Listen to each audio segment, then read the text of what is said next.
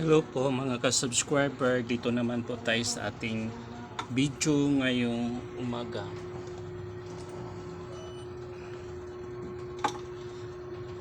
Mag-ano lang po tayo. Nandito po tayo ngayon sa trabaho.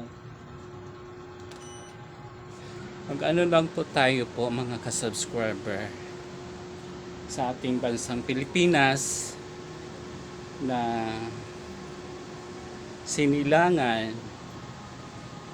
na dapat po bigyan na nila ng kaayusan at kagandahan ang Pilipinas dahil sa mga pinagagawa nila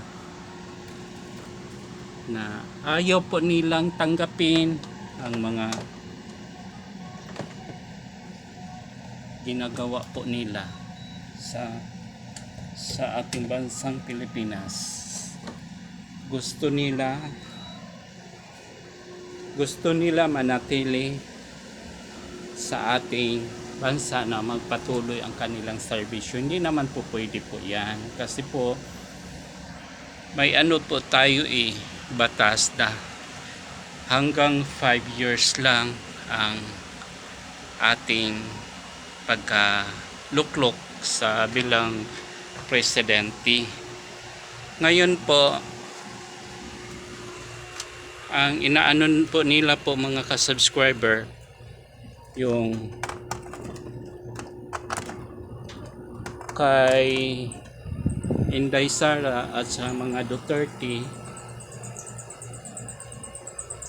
pilit po nilang tanggalin sa pwesto para ang mga anomalya po nila ay hindi po matutupad po ang kanilang mga binabalak. At saka ngayon po gusto nila ipa-impeach si Inday Sara. Ang sabi na ng Supreme Court, unconstitutional na. Ibig sabihin po, hindi na po pwedeng ihain ang kanyang impeachment kasi Korte Suprema na po ang nagdesisyon na unconstitutional na.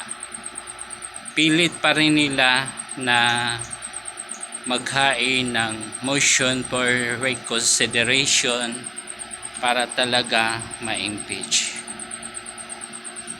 30 na hurado na pong pumirma noon sa Supreme Court. Pwede naman po sila mag-motion, pero po kung mag-motion sila,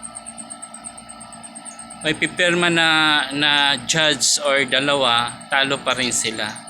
Antayin na lang po nila sa February 2026 saka sila mag-file uli ng case na impeachment. Alam mo po, yung in-impeach nila, grabe po, 125 million lang, samantalang ang kanilang confidential mula sa Pangulo is sa Pangulo for 4.5 billion. Ang sa mga yung magkapatid na Remulla is 5 million po. Saan na po yung hustisya? Saan na po yung karapatan ng ating Vice Presidente?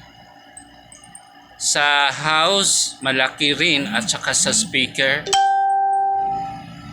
Ang ating Vice President, pangalawang Pangulo ng Pilipinas, ang confidential fund land is 125 million.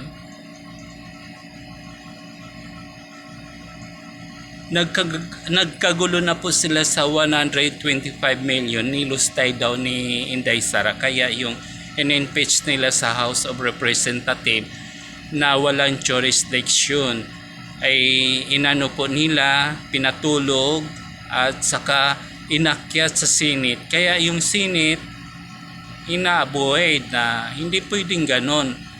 Ay kayo ang nagpabaya sa House, ngayon isisisi nyo sa amin dito sa Senate. Yun po ang katotohanan doon. At yung mga nilalaman doon sa impeachment